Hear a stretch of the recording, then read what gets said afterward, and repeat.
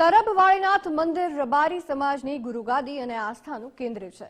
વાળીનાથ ધામમાં 16 ફેબ્રુઆરીથી 22 ફેબ્રુઆરી સુધી ભવ્યાતિ ભવ્ય પ્રાણ પ્રતિષ્ઠા મહોત્સવ યોજાવાનો છે। મંદિરના પ્રાણ પ્રતિષ્ઠા મહોત્સવમાં ગુજરાત સહિત દેશભરમાંથી મોટી સંખ્યામાં લોકો પધારશે। પ્રાણ પ્રતિષ્ઠાને લઈ ચાલી રહેલ તૈયારીઓ પૂર્ણતાને આરે છે। ત્યારે વાળીનાથ ધામના મહંત જયરામગીરી બાપુએ બ્રહ્મલીન બળદેવગીરી બાપુના સંસ્મરણો વાગોળ્યા।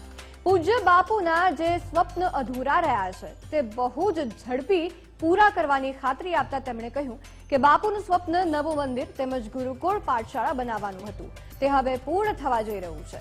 આ સંસ્થાનો ઉદ્દેશ્ય સમાજ કુરિવાજ વ્યસનથી દૂર રહે, કન્યા કેળવણી તેમજ શિક્ષણમાં ઉત્તરોત્તર પ્રગતિ થાય તેવો છે।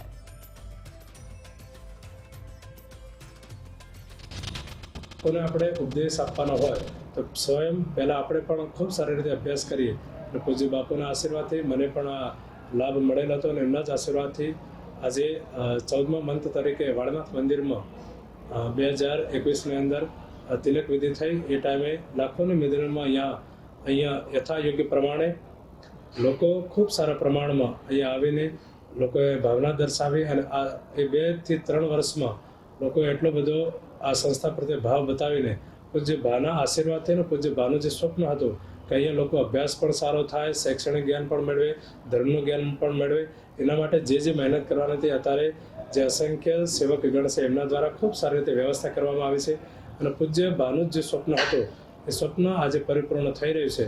અને એમનું સ્વપ્ન હતું કે ખૂબ સારું શિવધામ બને, લોકો ધર્મના માર્ગે ચાલે, શિક્ષાના માર્ગે ચાલે, એના માટે જે મહેનત કરવાની હતી પૂજ્ય બાપુએ એ અત્યારે વર્તમાન સમયમાં સેવકગણ મહેનત કરીને એમનું સ્વપ્ન પૂરવાનો પૂરેપૂરો પ્રયત્ન કરી રહી છે।